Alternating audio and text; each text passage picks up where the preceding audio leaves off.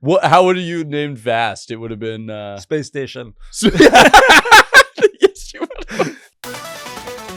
Big shots laughing in our face. Cold chairs in hot places. Told us no can't fight, but we give it all tonight. Rise up, break the chains, beat the odds, feel the flames, build it up, take it high, hear our rebel song fly.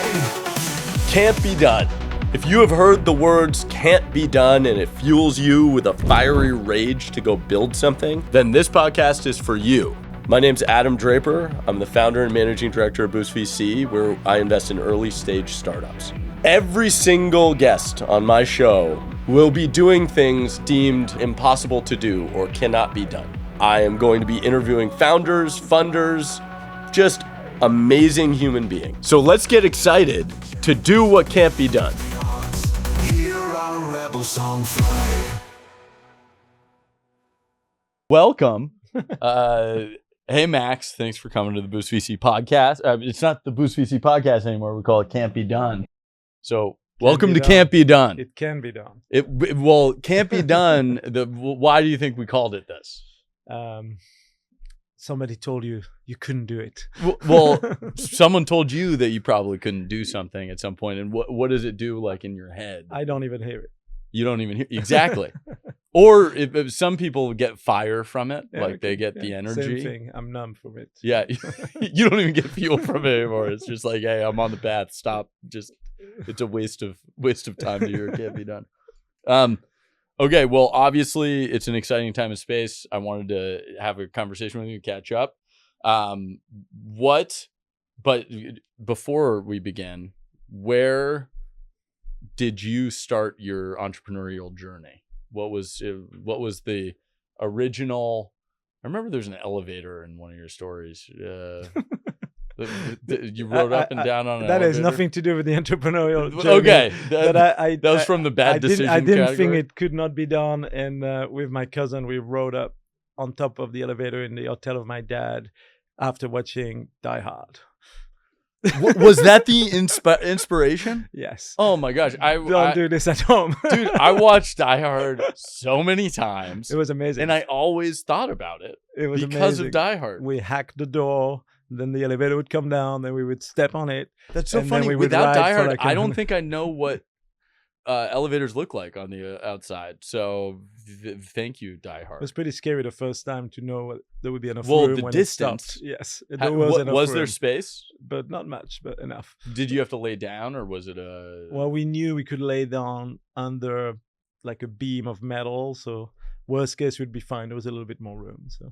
And okay, so obviously, you Just modeled. for the record, I was 10 or something. Yeah. 12. Just for the record.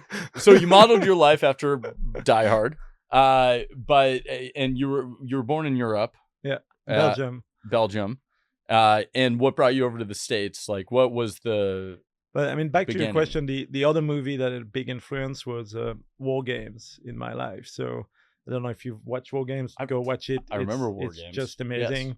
And he has a modem. Now he creates nearly thermonuclear global warfare, but that's a different story. But the kid has a modem, and that's the first time I heard about modem. This is before the internet, in late 80s or something like that.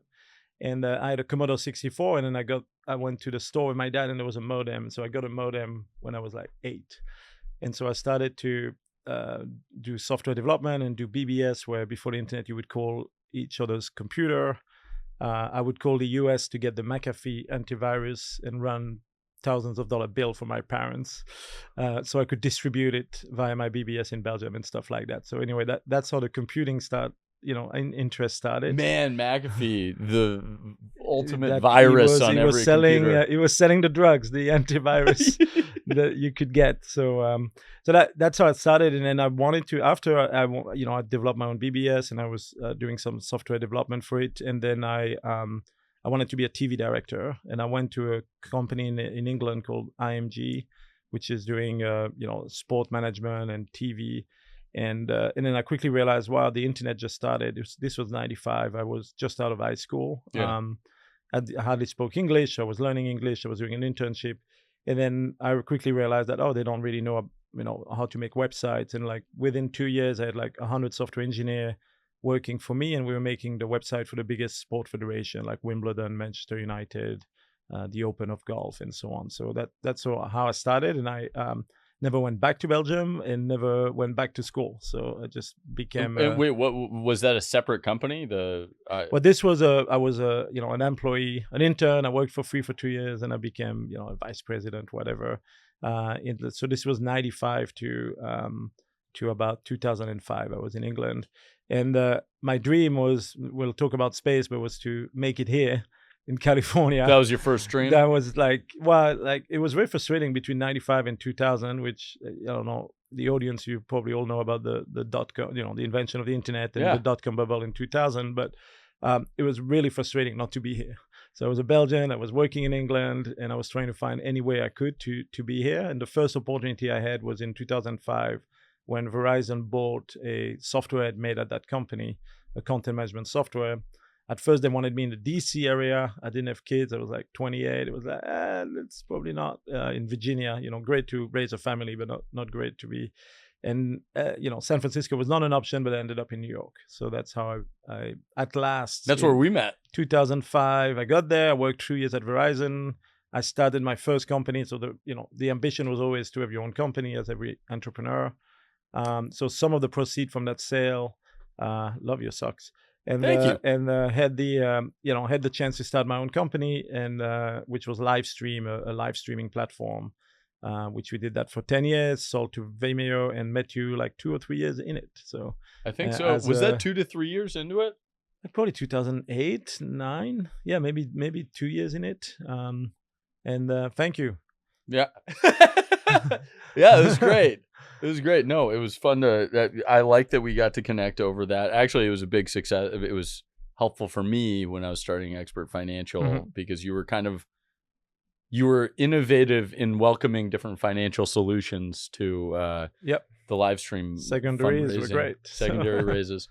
Okay, so what do you think has fueled you in your entrepreneurial journey? You wanted to have a startup, and we'll get to space, but you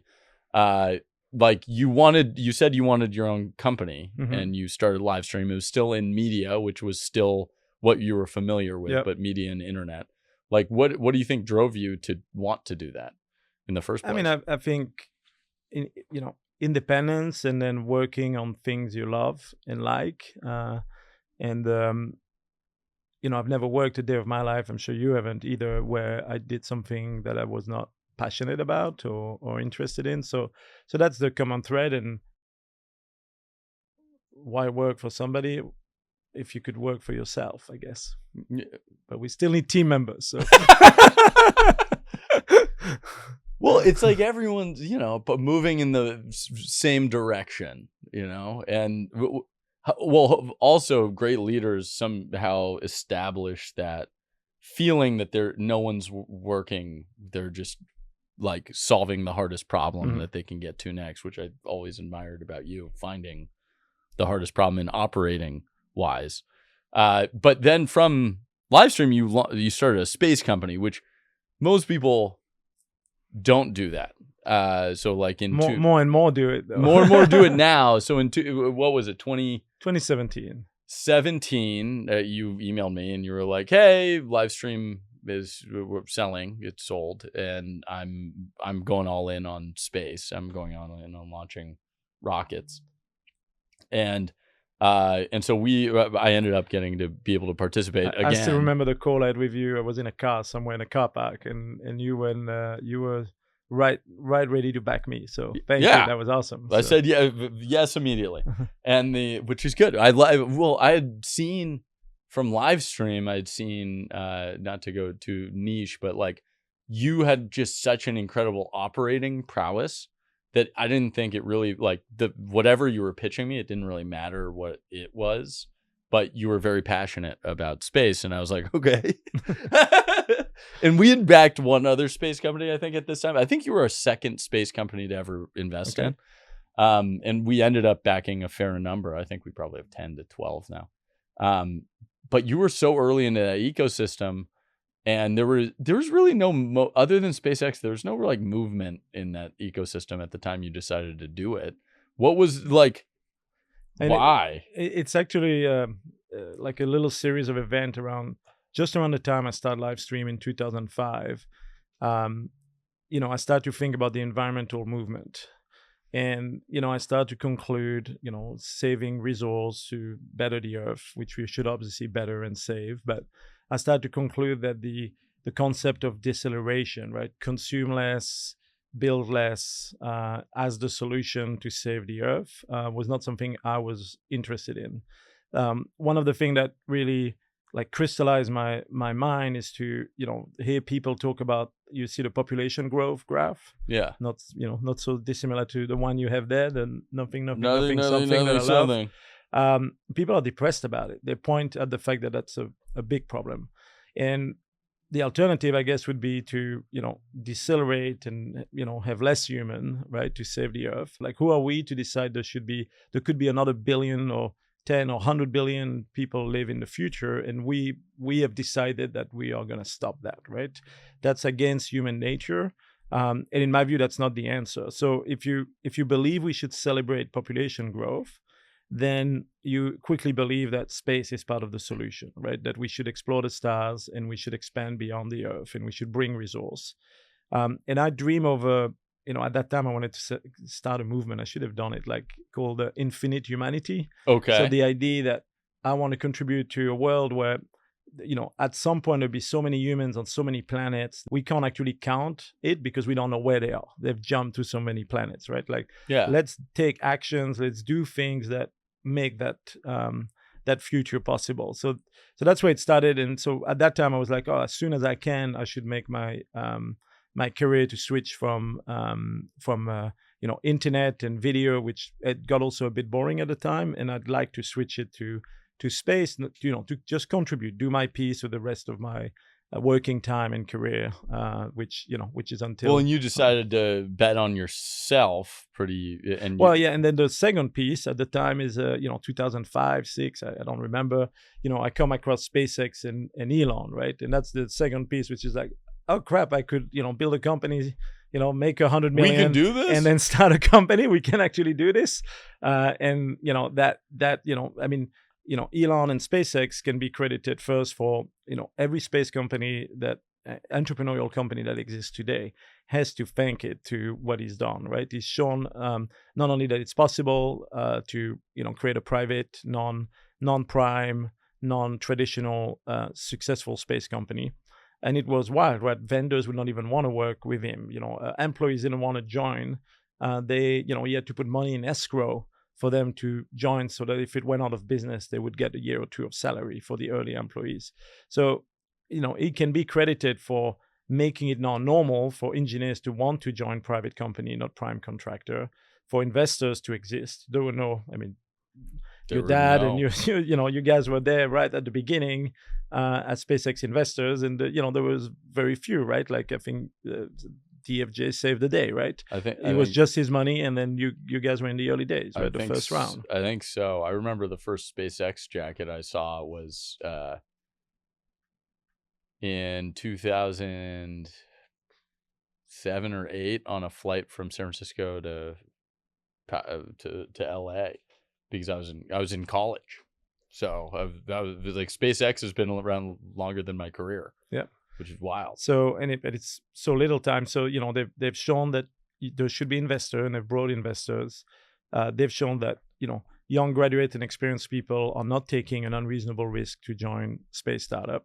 And on top of that, they've, given us low-cost rockets that startup can use, many of your companies, to build satellites or launch space stations. Yeah, we had 7 companies on a Falcon 9 2 months ago. Yeah, so these companies would not exist. 10 years ago, these companies would not be there if Elon had not started SpaceX in 2002 and succeeded. So we have a lot to thank. And then the last piece is really the iterative approach and the algorithm and the way to vertically integrate and move fast and iterate. And that's a DNA that exists in all the best space startup today, and that also comes from there. So you went from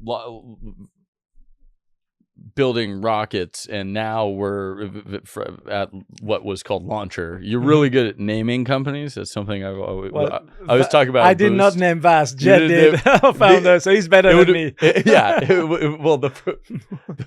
The first company was called Livestream because you stream live video, and then the second company was called Launcher because you launch rockets. You can't like take it back. It's like an incredible. You got to double down. Once you just start double something. down once it starts.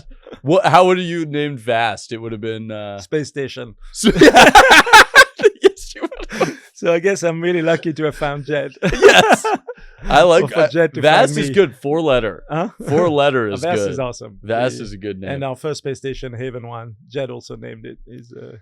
And so you ended up getting acquired by Vast from Launcher. And then how's your role sort of evolved from being the founder of an early stage startup? I always think like you have to grow, right? Like you have to figure out like where you're most useful. Has your role changed at all, or is it evolved, or what's the? It's been wild, right? I started Launcher in 2017, and I met Jed, the founder of Vast. So Jed. So that's like 8 years ago now. 9. It's 26. You mean Launcher? Yeah, 2017. Yeah. What year are we? Yeah. I don't even know.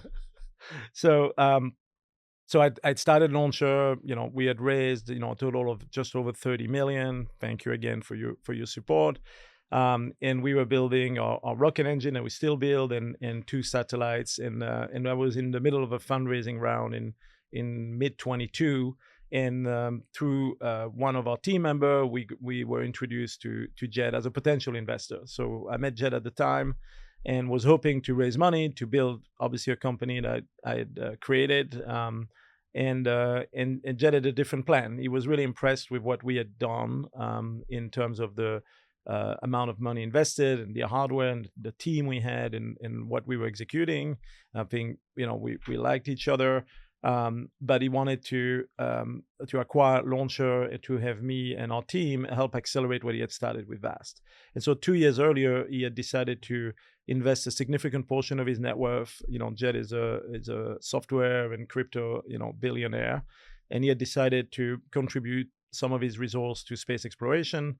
Had concluded that transportation should be taken care by SpaceX, and they can be our partner, and that he wanted to work on the next big thing, which is, in our view, human habitation. So he had, picked obviously human habitation and space station as our sector for Vast, named Vast, and seeded it with an amazing team that by the time we finished the acquisition, at about 40 people, which were amazing engineers. Most of them had worked on SpaceX, on Dragon, on the crewed spacecraft, and had assembled them in an El Segundo office. So, at first we said, I said, no, I don't want to be acquired. And then somehow we ended up negotiating a deal that I think all of our investors were happy, our team was happy, I was happy.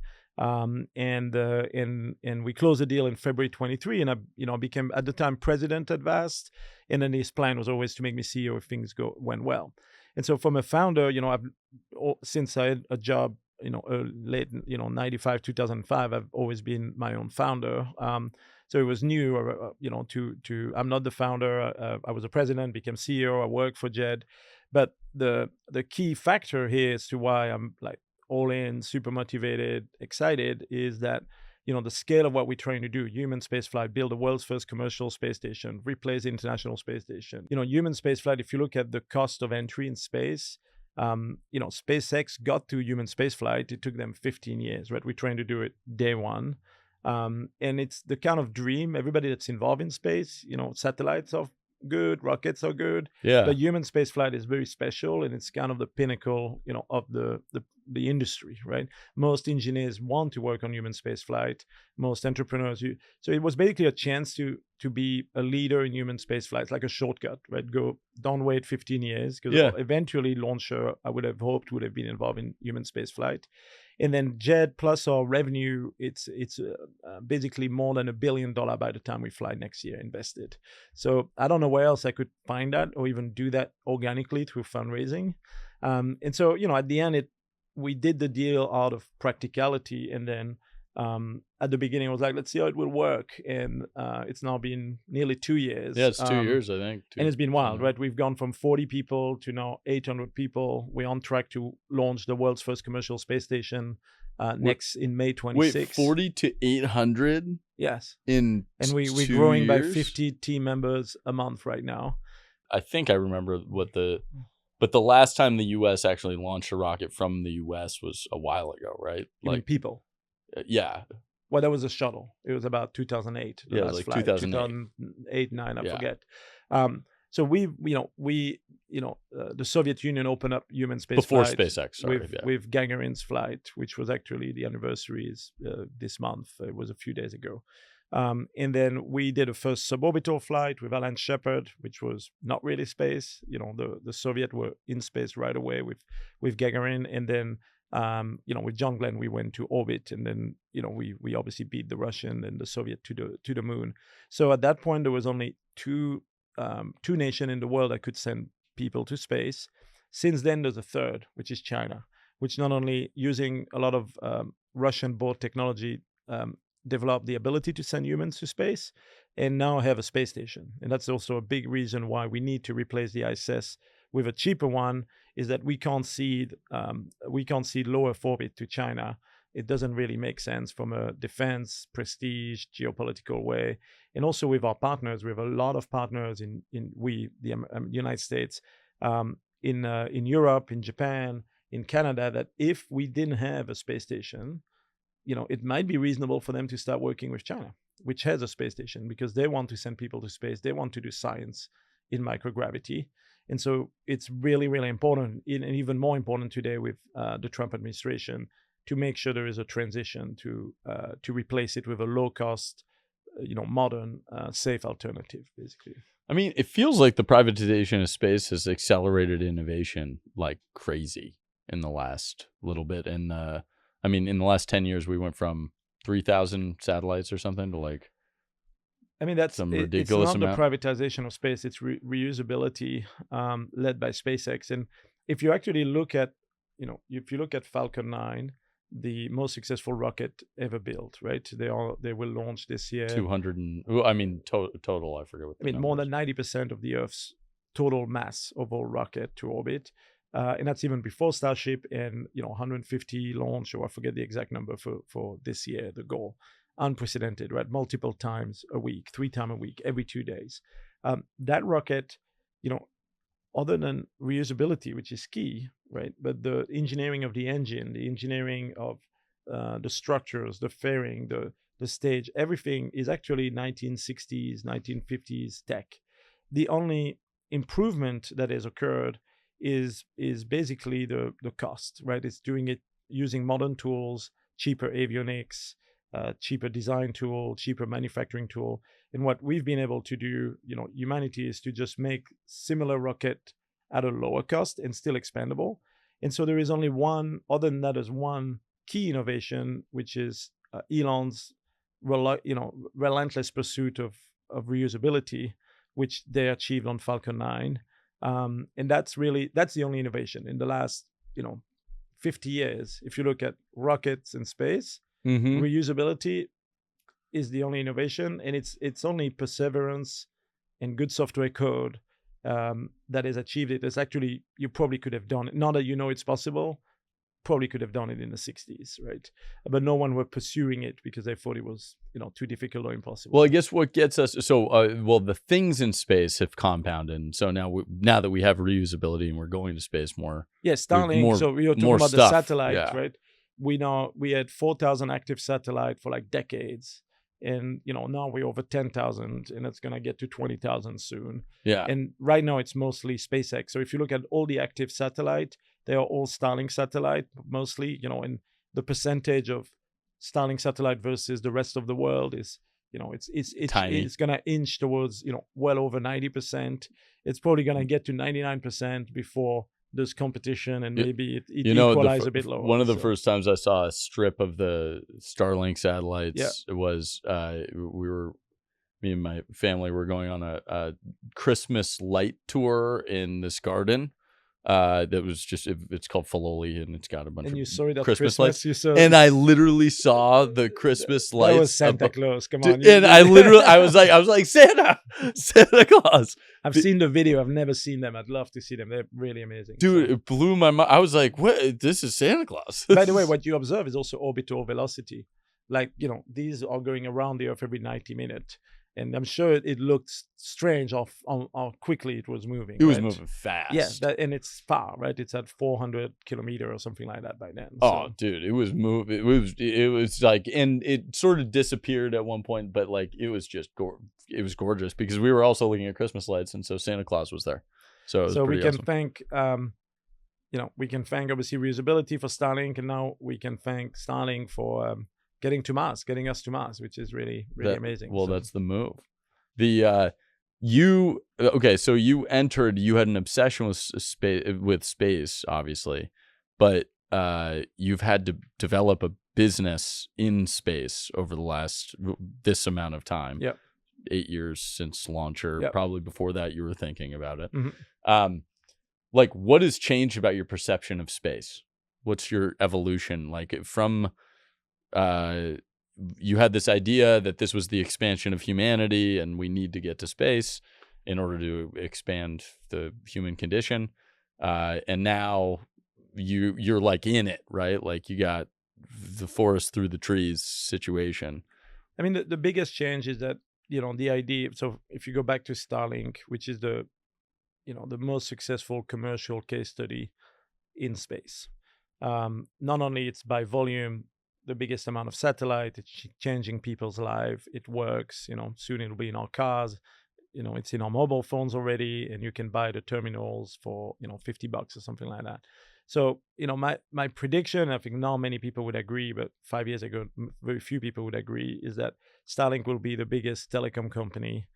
By the end of the decade. I think it's going to be faster now. So it's accelerating even beyond what I can track. That really unlocks everything. Now the idea of internet constellation has been around since the 80s. So at first, many entrepreneurs were like, there will be rockets launching every day. There will be constellations. Many people have gone bankrupt trying. Many public companies have gone bankrupt. And so we are now at the stage where it's no longer a question, right? And that's for telecom constellation. And the same is happening for everything, that transition to commercial and the opportunity opening up. So if you look at human spaceflight, it's the same, it's the same opportunity we are seeing. It's not yet occurred. It's only occurred for the Dragon capsule, where now the public price is about $40 million. You can go for 3 days around the Earth in orbit on an orbital mission, right? And that used to cost, hundreds of millions, and now it's a steal. mere mortal Now it's a steal. Can buy it for $40 million. And obviously we believe that people, even if they're self-funded, what kind of training do they have to do? It's nominally 1 year, mostly. Well, for that version where you stay in the Dragon and capsule. And for suborbital, what would they have had to do? Weeks. It's weeks of training, like days, ready. Maybe. Yeah. But it's nominally 1 year. You are part-time. If you're an operator, like a pilot and so on, you can probably compress it to 10 months being part-time. But it's a lot of training. And then if you go to the vast space station, Haven 1, then there's additional maybe 20-30% more training at our facility in addition to SpaceX. Our lead astronaut should probably go first, and many of our engineers can probably be more useful to have gone to space, to our space station, than I am. But I'd like to go, if that's the answer. Yeah. I'm not first in line, unfortunately. So, but yeah, that would be, that would be amazing. But the point is that, right now the cost obviously of the capsule has gone down. It will go even further down with the new Starship rocket, hopefully an order of magnitude. By an order of magnitude, easily. Yeah. And then the space station used to be so expensive, but not only that, the ISS, which is the only space station you could go to, firstly, you can't decide commercially when you go to. There's a few commercial tickets, but they're very limited. But secondly, what you can do there, whether it's communication, what you say, what you do, what you bring there, what you consume, the type of brands that you deal with, what you manufacture there, what type of experiment, all of this is controlled by the US government and very, very, very restrictive because it's a government paid, taxpayer paid platform. So no one really knows what will really happen when people can come to our commercial space station, which is a very different design. We have Starlink internet. They will be spending 2-week mission and perform science and outreach. Your phone will work like just on Earth. Starlink internet on the space station. Lasers faster than on the ground because we're already halfway there. So yeah, it's gonna be way better than Silicon Valley. I always complain that it's like we connected directly to the constellation with lasers. So we're like one of the satellite of Starlink. It's the deal we have with SpaceX. Would the space station be moving around at the same speed that like Starlink's moving? Yeah, different altitudes. Yeah. And different altitude in space mean in orbital space mean different speed. Yes. But largely yes. Yeah. Like we will be at at around. It's easier to target something that's not moving crazy fast. It's pretty amazing technology. So SpaceX is providing us the laser terminal, and we give it power. We put an Ethernet cable. We have 3 of them, and they find and they point at all of the other satellites. They have a database of where all the satellites are. It's basically like a beautiful hotel room in space. Don't say that. We don't want tourists. No tourists. I think space is so expensive today, right? It's going down, but it's still very expensive, that anyone that goes to space should be going there to do important thing for humanity. And there's 2 things you can do, right? You can do microgravity research, for example, making drugs that could fix a disease on Earth. In crystal growth and drug manufacturing is proven to be better in microgravity. So that's something you could do with your time. If you're there for 10 days on the space station, let's say you want to work 8 hours, you have 80 hours, right? So we think you should be doing something to do with that, or you should be doing with, organ printing or semiconductor manufacturing. And then there's another category. These are, do research in space to make life better on Earth. And then there's another category, which is advance the state of the art of space exploration. We believe that anyone that has the money to, beyond government, right? Our number 1 customer are sovereign astronaut from European nation, Canada, Japan, America, and then emerging nations like the Emirates, Saudi Arabia, other European countries that are not part of the European Space Agencies. The number 1 customer today and the number 1 market is to help these nations and these professional astronauts go to space. But then we still have, 10 to 20% are wealthy individual that could actually fund somebody else to go, but often are going. So the goal of the original long-term mission of VAST, which is still ours, is to build an artificial gravity space station, which would be a 105-meter long stick that's assembled from 7 modules we launched on Starship. So 7-meter diameter, 105 meter. And then if we rotate it at 4 rotations per minute, we would get 1G on either end, but we could also test Moon and Mars gravity there. And so that's a key architecture that we think get used to Mars's gravity on the way. On the way there, or even experiment before we go there. No, it sounds like we're gonna go there much quicker than that. But that's a really important part of space station that has to be done, and we want to be the first company to achieve it, basically. And how much does it? So we were talking about how much it costs the government for the last space station, and you're trying to do it probably for a fraction of the cost, but it's still pretty expensive. What is the business of an international space station? So if you, the key goal of VAST is, all these new application, media, fighting in space. Oh, we were talking about fighting. So we hope that space station will be able to maybe do the game you're talking about. Yeah, okay, done. So sometime in the 2030s, like late 30s, mid 2030s. Okay, I'll get my kids ready. Look at us both losing our trailer floats, but we got back there. I'll get my kids going on so it. So back to the business, the nuts and bolts. So right now there is a market for space station, which are these space agencies, right, doing important science and flying their professional astronaut to space, right? It's an international market, and it's there today. For example, the US, it's imperative that we don't cede low Earth orbit to the Chinese. We have to be there. We have to have a continuous human presence in space. it's mandated by Congress and the president. So that creates a market, right? NASA. Similar market exists in Japan, in Europe, and then emerging nation. And then, as I mentioned, we have the private people. Our strategy at VAST is that we believe that we have to be able to be profitable with the current market, and then we will be able to iterate and unlock the future market. The future market is pharma manufacturing, entertainment, sport in space, sponsorship. We can't rely on that market because it's not there yet today, and it might take 5 years, 10 years, 15 years. It might be a slower growth or faster growth. We don't know.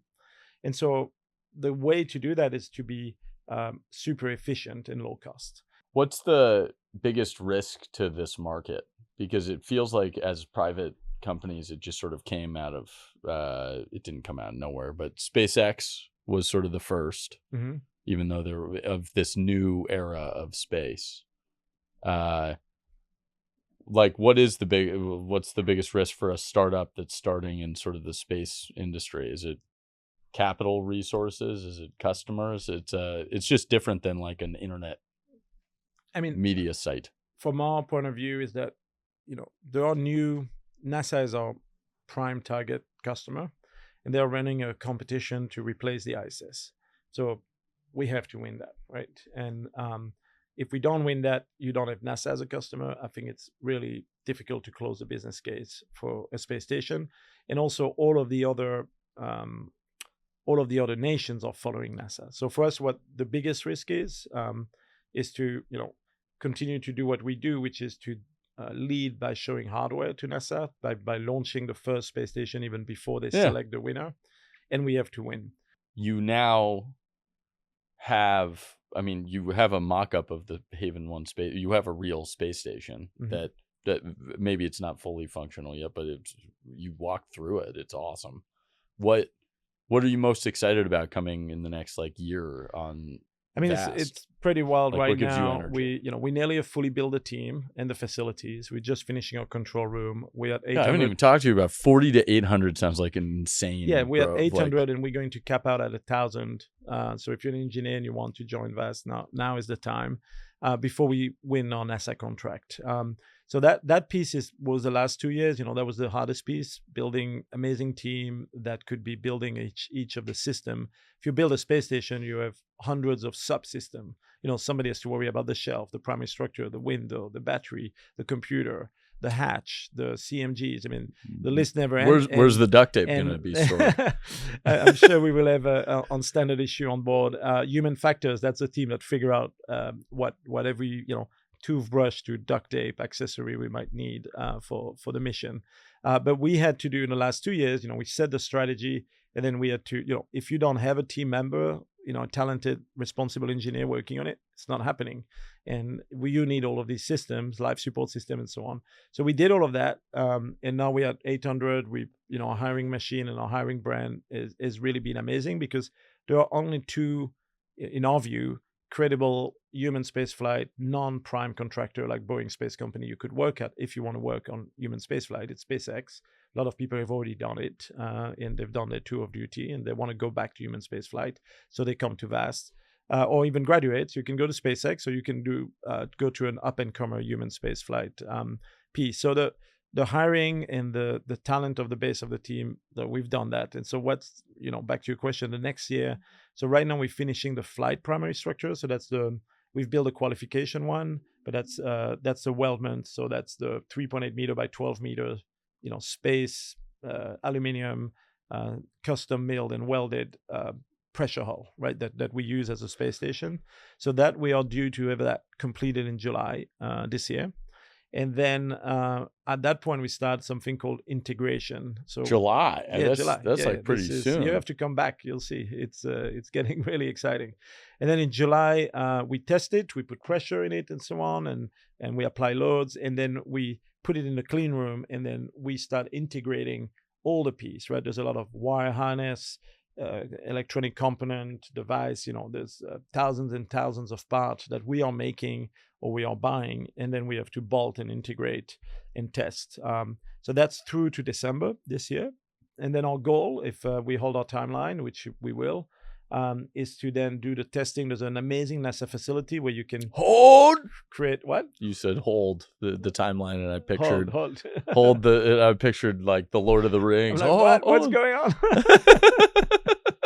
You said the word. No, No, but- I just thought it's kind of interesting that you're building this incredible thing, and you won't be the first person to be like in it in space. At what point do you think you would be using it I mean, it's, or trying like up there? Like, I'm ready to go, right? put me in, coach. But we are, the key. So we have our lead astronaut, Drew Foystel, has spent 250 days in space. He repaired the Hubble telescope. He's there every day with our team, teaching them about what it's like to be in space and giving design recommendation. What's the first thing he operator. says? Like, does he say something? Is there like a thing when he's describing what space is like? Is he like it's cold and lonely? Every astronaut, one of the perks of the job is to, if you love space, you love meeting astronauts, and you get to meet more and more and more of them and work with them, and that's a really, really cool part of the job. They all have different description, and the common one is obviously how fragile the atmosphere is and how fragile Earth is. Not many people speak about the discomfort of space, but it's a real thing. You can have space. It does feel like no sickness. one really talks about the discomfort of space. Yeah, because no one wants to, but it goes away in 2 days. And I think going to the how bathroom amazing are humans? seems to be a bit of an adventure. I was actually going to ask. My son would want me to ask, and my daughters.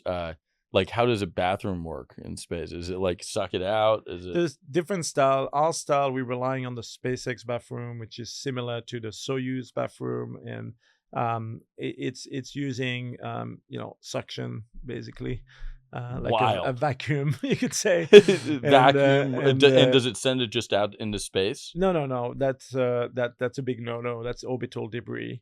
And you're not allowed to have space. You should not do that. Shit. Like it could literally kill you on the way back, on the way to another orbit. Shit would hit the fan. Just handing them to you. Too many. And what you do on Haven 1, we actually have the space station designed for 3 years, and during that time we can have 40 crewed time. So we have four expedition of 10 days on the station, and all of the trash and all of that is retained on the station. But we have canister that are exposed to the vacuum of space. So it's a canister to permission. You put all the wet trash, right, which include some of the bathroom trash and the food packaging and so on. And then when you're done, you seal it and then you expose it to the vacuum of space. So it freeze dries it, and no one will ever smell it. I've learned something today. Yeah, and back to your last question to wrap it up. What I'm looking most forward to is 2 events next year. One is the first time our crew will open the hatch to the first commercial space station. That's never been done, right?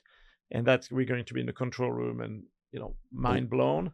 And then the next thing is when they're back home safe. Yes, right? That's a big And responsibility. when is that supposed to be? So the crewed mission will launch at the end of June 26. That's our current plan. Okay, And then they'll spend 2 weeks there. dude, and 2026 is going to be a good year.